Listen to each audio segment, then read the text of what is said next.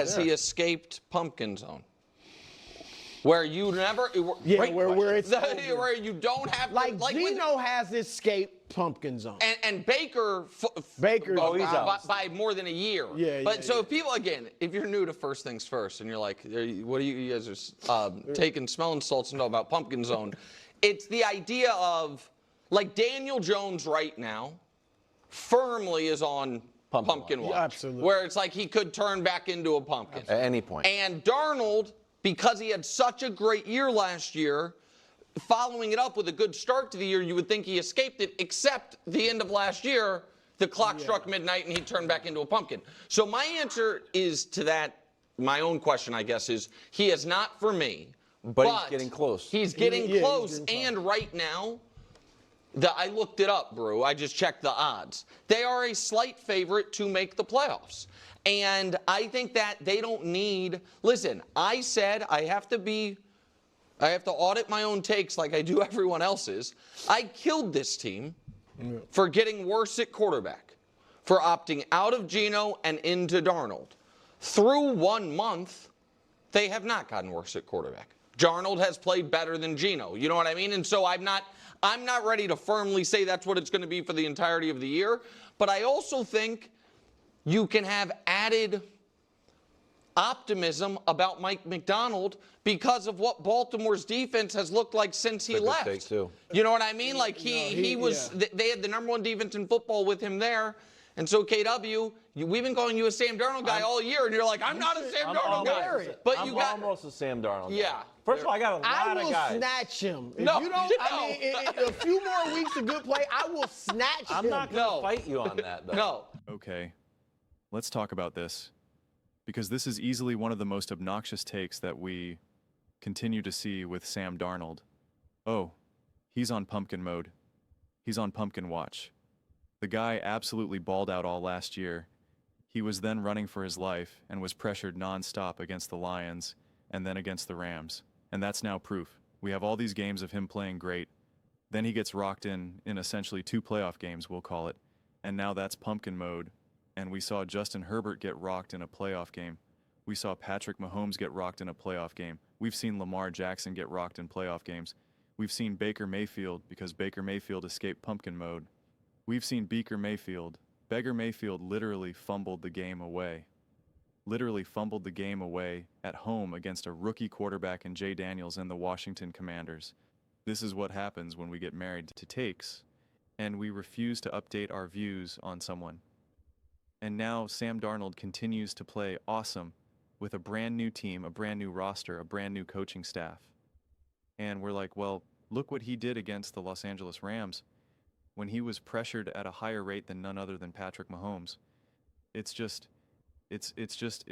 kind of absurd at this point. You're going to keep trying to hold his feet to the fire about what he did with the Carolina Panthers and the New York Jets. Like that means anything at this point? It means exactly nothing. It means exactly nothing. Nothing.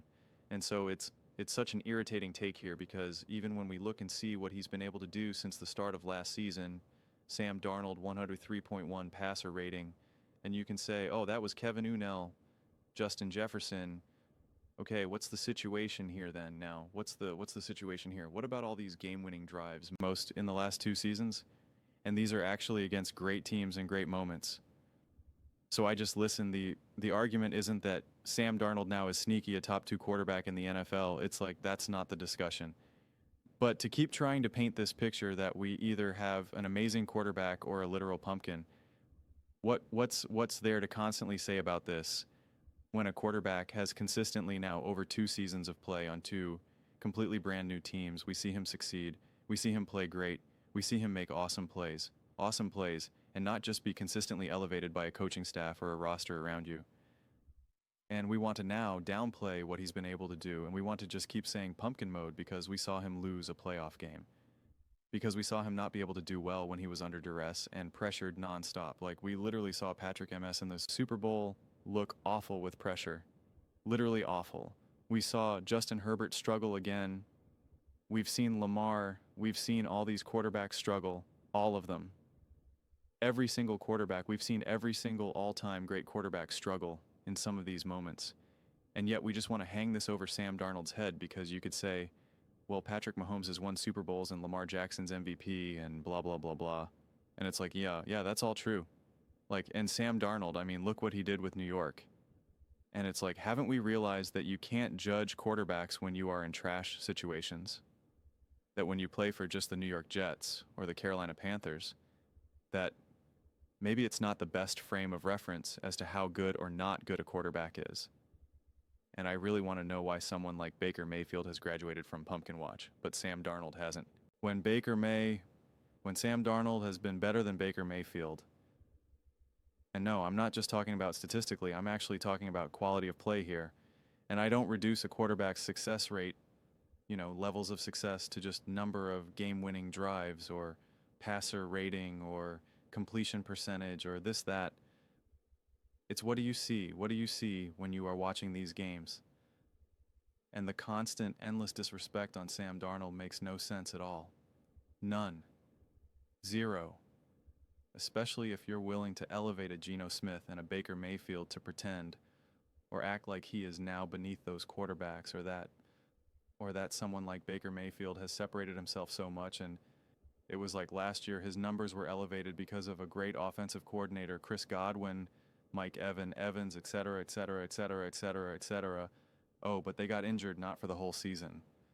And like half of his stats came from just those guys too. And so it's just like, okay, but then what about Sam Darnold? Yeah, he was able to take advantage of having Justin Jefferson and Kevin O'Connell and Addison, etc. Okay, now he doesn't have those guys, and now he's playing awesome, and now he's actually playing better than Baker Mayfield. And Baker Mayfield still has Chris Godwin, right? Or Mike Evans now. Although Evans now obviously just got injured, but before that had Mike Evans, has a hotshot rookie wide receiver, has a great coordinator who he already has had continuity with because they were the third down coordinator for the Bucs. Whereas Sam Darnold has to go to a brand new team with zero continuity with coaching, zero continuity with roster, and has been playing awesome. And we're like, well, I mean, when you just look at the plays that he's been making, the plays that he just made, specifically against the Cardinals, his ability to just make some really big-time plays and big-time throws in the biggest moments of the game. We have to just stop pretending that those things are not happening. And these aren't big plays where he's just launching it up and just hoping for the best. Like, he is making the smart throws, the smart reads, the smart pre-snap and post-snap reads like this. We're seeing high-level decision-making. That's what we're seeing, and we're seeing it at crucial moments of games, crucial moments. He was leading them to another game-winning drive week 1, but it was just a great play by Bosa, and just unfortunate that the ball at that time was just ever so slightly too low. Otherwise, this team's 4-0. But just this, pumpkin, M, pumpkin, M, pumpkin, M, pumpkin, match, pumpkin, watch. It's like, come on, man. Imagine being a top quarterback in the NFL for the last year and a quarter of games, for nearly, a season and a half, and we just pretend like it's nothing. Just dumb. It really is. It really makes no sense. And it's a failure to understand how players can grow, develop, evolve, and why situation matters, why coaching matters, why roster matters. And it's the problem that when we try to invent things like these other quarterbacks who will just win and be great no matter where they are, and that they're just going to find ways to win Super Bowls no matter who their coach is, no matter who's their receivers. We see in real time over these last couple of years that is 1,000% inaccurate, that it is not true in the NFL.